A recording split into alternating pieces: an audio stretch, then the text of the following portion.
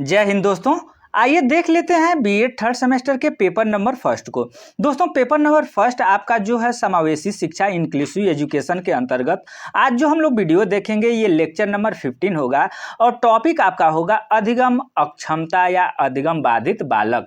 दोस्तों इसको हम लोग अधिगम बाधित भी बोल सकते हैं, अधिगम अक्षमता भी बोल सकते हैं और अधिगम असमर्थता भी बोल सकते हैं।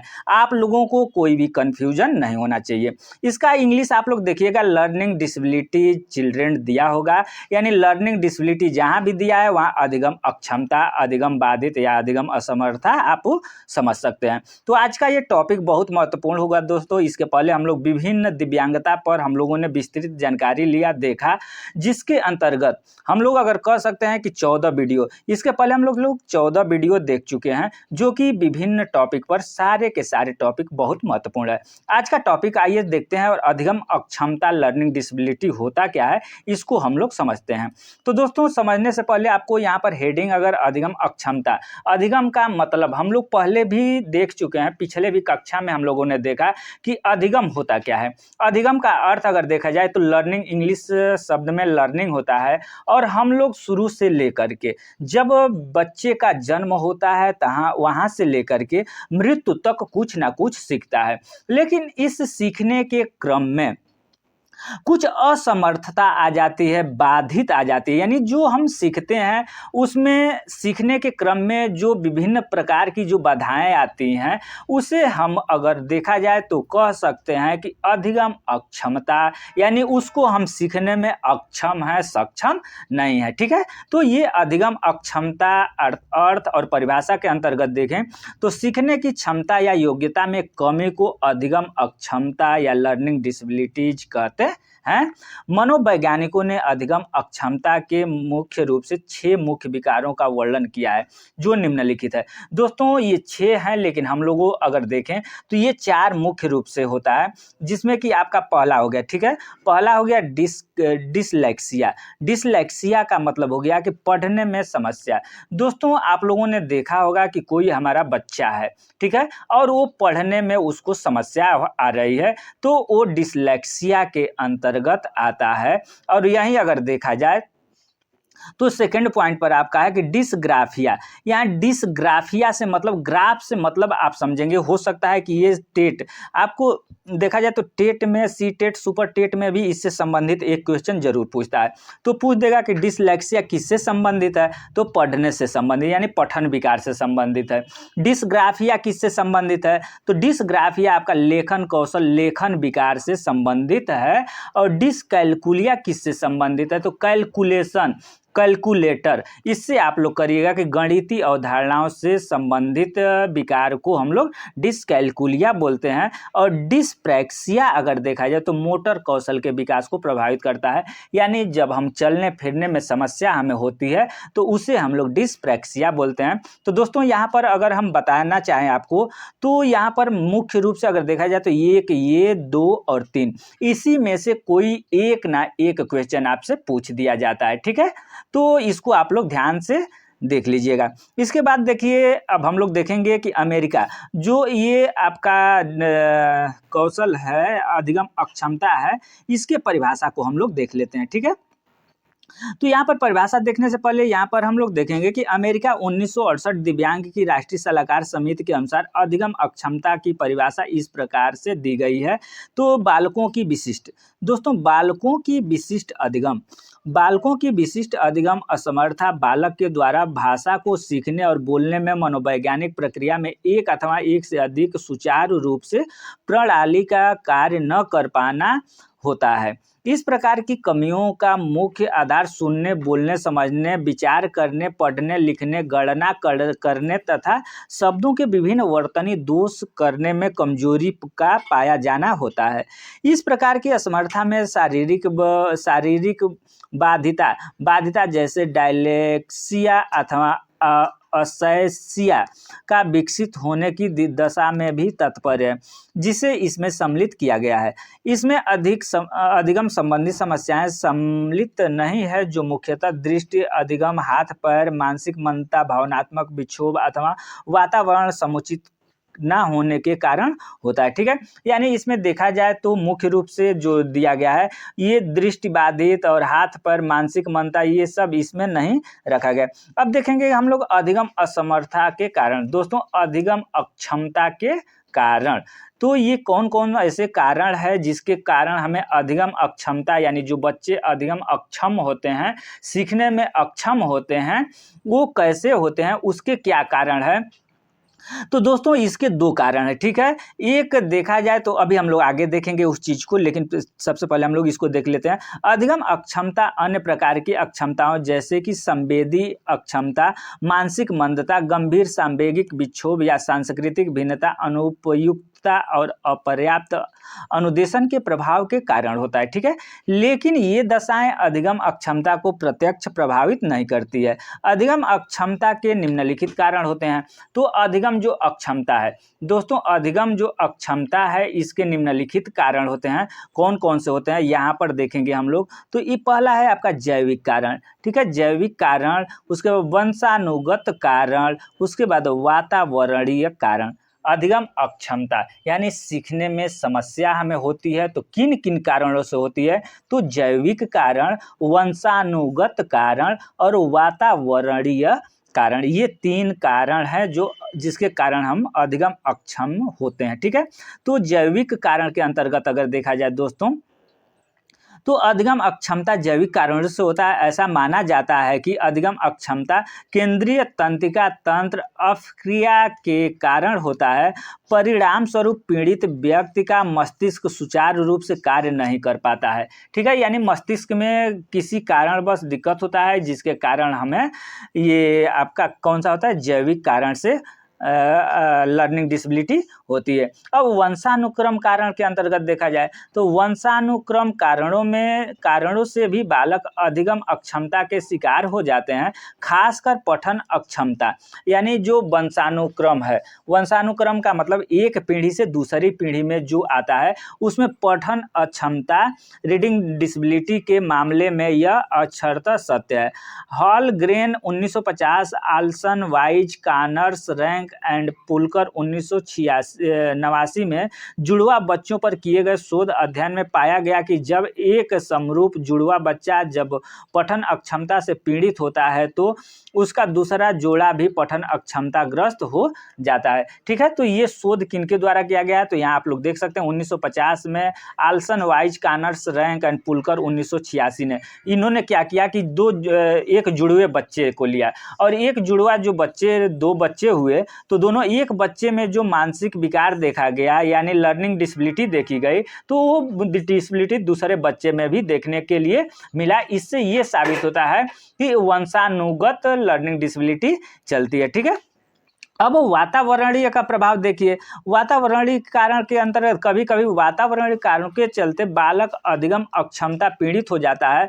शराबखोरी, औषधि व्यसन, गर्भावस्था में ऑक्सीजन की कमी और जन्म के समय बच्चे को मस्तिष्क पर लगे चोट आदि कारण इसमें शामिल हैं। हालांकि इंगलमैन और लाविट 1977 ने कमजोर शिक्षण, पुअर टीचिंग को भी अधिगम अक्षमता का कारण माना है, ठीक है। ये सब क्या है, तो ये वातावरणीय कारक है। अब देखिए अधिगम अक्षमता बच्चों की पहचान हम लोग कैसे करेंगे। जैसे मान लीजिए हमारे सामने कोई लड़का है, ठीक है, हमारे सामने कोई लड़का है तो उसको हम लोग कैसे जानेंगे कि ये अधिगम अक्षम वाला बच्चा है, ये लर्निंग डिसेबिलिटी है, सीखने में इसको समस्या है। जैसे हम लोग क्या करते हैं कि जैसे हमारे पास 20 बच्चे का क्लास या 40 बच्चों का हमारा क्लास चल रहा है तो इस तरीके के जो लर्निंग डिसेबिलिटी वाले बच्चे होते हैं उनको आप बार बार एक ही चीज़ बताइएगा और वो बच्चे भूल जाते हैं।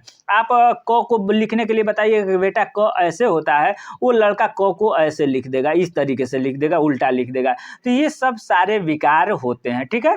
ये सब अधिगम अक्षम वाले बच्चों का पहचान होता है। लेकिन और कैसे पहचानेंगे, तो पहचानने का 2 तरीका हो सकता है।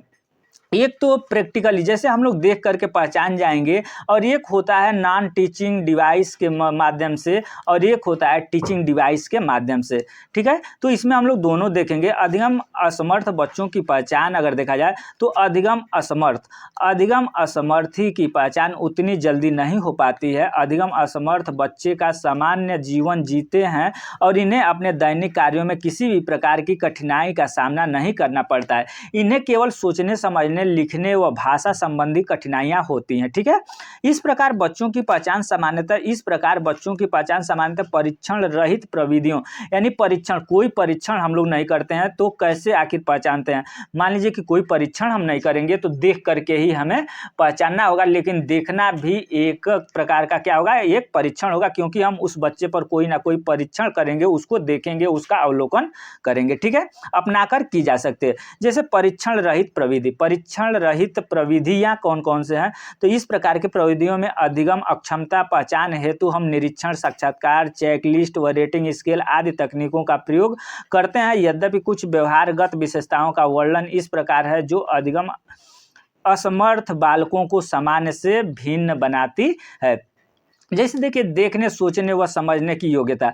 दोस्तों, देखने सोचने व समझने की योग्यता में कमी हम लोग बच्चों को देखते हैं जो मानसिक मंद नहीं, जो लर्निंग डिसेबिलिटी बच्चे होते हैं, जो लर्निंग डिसेबिलिटी वाले बच्चे होते हैं, वो देखने में, सोचने में और समझने की योग्यता में सामान्य बच्चों की अपेक्षा कम होते हैं। ठीक है, यानी कम होते नहीं है, कमी होती है उनमें।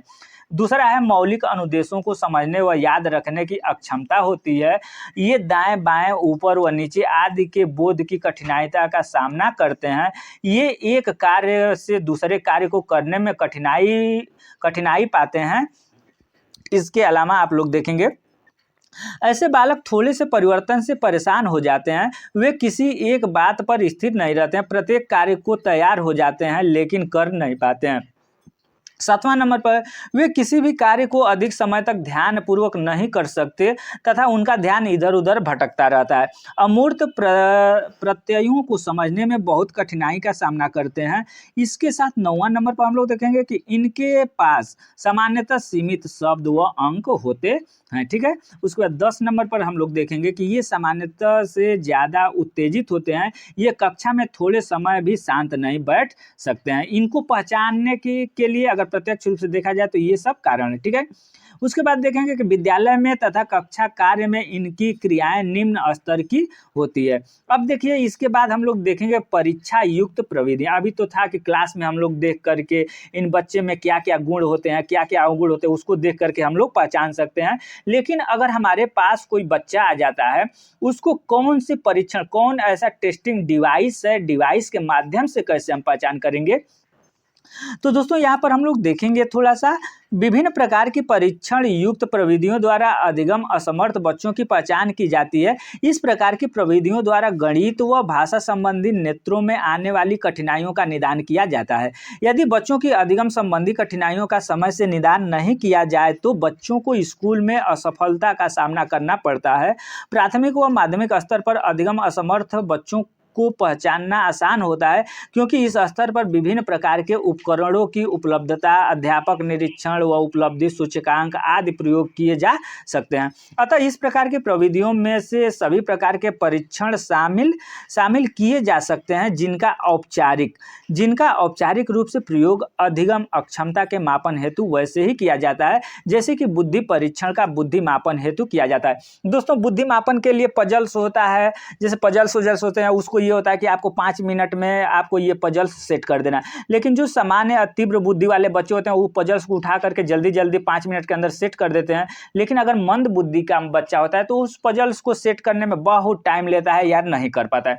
तो उसी तरीके से जो लर्निंग डिसेबिलिटी बच्चे होते हैं, उनको अगर मान लीजिए कि चेक करना है तो इस तरीके से पजल्स या और विभिन्न प्रकार के ऐसे, जैसे क लिखवाना है तो क ख ग 5 मिनट में लिखना है या 1 मिनट में इसको बोलना है, तो एक समय ड्यूरेशन के अनुसार ये काम करा करके हम लोग उसकी पहचान कर सकते हैं कि ये लर्निंग डिसेबिलिटी बच्चा है या सामान्य बच्चा है। ठीक है, अब इसी में देखेंगे कि प्रामाणिक निदानात्मक परीक्षण। इन परीक्षणों की सहायता से हम बालकों को अधिक कठिनाइयों और अक्षमताओं के बारे में उचित जानकारी इकट्ठी कर सकते हैं। इस प्रकार के परीक्षण निम्नलिखित नाम गिनाए जा सकते हैं। जैसे मान लीजिए कि निदानात्मक परीक्षण है, तो कौन कौन से परीक्षण है, तो ये देखिए यहाँ पर पहला है ड्यूरेल द्वारा निर्मित ड्यूरेल एनालाइसिस ऑफ रीडिंग डिफिकल्टी। ये एक प्रकार का मूल्य अक्षमता बालक को मूल्यांकन करने के लिए एक उपकरण है। ठीक है, इस तरीके से आप देखेंगे कि अधिगम असमर्थ बच्चों की विशेषताएं। अब दोस्तों इसकी विशेषता, जो अधिगम अक्षम बच्चे हैं, जो लर्निंग डिसेबिलिटी वाले बच्चे हैं, उनकी विशेषता क्या होती है। हर एक इंसान की कुछ ना कुछ विशेषता होती है। तो ऐसे इंसान जो लर्निंग डिसेबिलिटी वाले बच्चे हैं, इनकी विशेषता क्या होती है, तो ऐसे बालक विकास की सभी अवस्थाओं से गुजरते हैं जो उसके लिए है, लेकिन उस आयु समूह के सामान्य बालकों की तुलना में सार्थक रूप से धीमी गति से, जबकि एक अधिगम अक्षम बालक औसत या ज़्यादा बुद्धि वाला होता है, जिसे कुछ विशिष्ट समस्याएं होती हैं जो अधिगम को बहुत कठिन बना देती है। कहने का मतलब कि जो बच्चे ये होते हैं, ये तीव्र बुद्धि के तो होते हैं, लेकिन कुछ जैसे पढ़ने में इनको समस्या हो गई, लिखने में समस्या हो गई, गणितीय गणना में समस्या हो गई, चलने में समस्या हो गई इत्यादि, इस तरीके का कोई ना कोई एक समस्या अगर होती है तो ये बच्चे पिछड़ जाते हैं। ठीक है, ये इनकी एक विशेषता है। अब देखिए अधिगम अक्षमता वाले बच्चों के लिए शैक्षिक प्रावधान। इन लोगों के लिए शिक्षा का प्रावधान क्या है, तो दोस्तों आपको हम बता देना चाहते हैं कि जो लर्निंग डिसेबिलिटी बच्चे हैं, या मानसिक या श्रवण दिव्यांग या दृष्टि दिव्यांग, इन सभी प्रकार के दिव्यांग बच्चों के लिए जो शैक्षिक प्रावधान किया गया है, ये विशेष विद्यालयों द्वारा शिक्षा। जैसे मान लीजिए कि कोई हियरिंग इम्पेयर्ड बच्चा है, तो उसकी सुनने की क्षमता 40% है, यानी कुछ सुन रहा है, कुछ बोल भी ले रहा है, तो उसको हम लोग सामान्य विद्यालय में रख करके इसको शिक्षा अलग से कुछ दे करके और सामान्य बच्चों के साथ इसको हम पढ़ा सकते हैं। लेकिन अगर देखा जाए तो 100% अगर डेफ एंड डम यानी गूंगा बहरा बच्चा है, तो उस बच्चे के लिए हम देखें तो विशेष विद्यालय ही उचित होगा, क्योंकि इस विद्यालय में इस तरीके से बच्चे भी मिलेंगे, टीचर भी रेगुलर इन बच्चों के लिए उस तरीके से चाहिए। ठीक है, तो ये विशेष विद्यालय का मतलब हो गया कि इन जो दिव्यांग बच्चे होते हैं उनको पढ़ाने के लिए विशेष विद्यालय का आयोजन किया जाता है। विशेष विद्यालय है जिसमें विशेष प्रकार के टीएलएम द्वारा, विशेष शिक्षक द्वारा इन विशेष बच्चों को पढ़ाया जाता है। ठीक है, अब देखिए सामान्य विद्यालय में विशिष्ट कक्षाएं।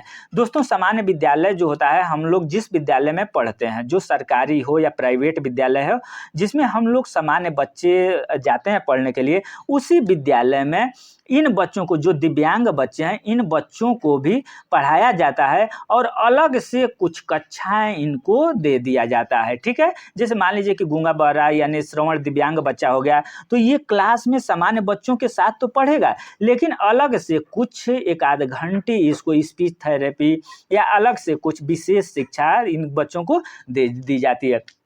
अब देखिए नियमित विद्यालय। तो दोस्तों नियमित विद्यालय अगर देखा जाए तो सामान्य जो विद्यालय होता है वो नियमित ही विद्यालय होता है, और उस विद्यालय में इन बच्चों को पढ़ाया जा सकता है या पढ़ाया जाता भी है। ठीक है, ये तीनों आपके शिक्षा के, इन बच्चों के लिए शिक्षा की व्यवस्था है। ठीक है, अब नेक्स्ट देखेंगे हम लोग कि विशेष अधिगम समस्या से उनके शैक्षिक प्रावधान। दोस्तों जो विशेष अधिगम समस्याएं हैं, उनके शैक्षिक प्रावधान क्या क्या हैं, तो जो हमारे विशेष अधिगम वाले बच्चे हैं, इनकी समस्या है कि सोचने समझने और तर्क करने की योग्यता इन बच्चों में नहीं रहती है, और इसी को हमें डेवलप करना पड़ता है। ये उनकी समस्या है। ठीक है, इसी को हमें दूर करने हेतु शिक्षा की व्यवस्था करनी चाहिए। पठन संबंधी समस्या, सामाजिक कौशल सुधार के लिए भाषा वर्तनी सुलेख संबंधी समस्या, ये सारे के सारे अनेक प्रकार की समस्याएं का सामना करते हैं विशेष अधिगम वाले बच्चे। ठीक है, तो दोस्तों आपको ये वीडियो कैसा लगा, इसके अलावा दो और ये है अवधान संबंधी समस्या, प्रत्यक्षीकरण की समस्या। वीडियो आपको कैसा लगा, वीडियो अच्छा लगा हो और टॉपिक वाइज आप बीएड की किसी भी सेमेस्टर की टॉपिक वाइज तैयारी चाहते हैं तो चैनल को सब्सक्राइब करके बेल आइकन को दबा लेंगे। धन्यवाद।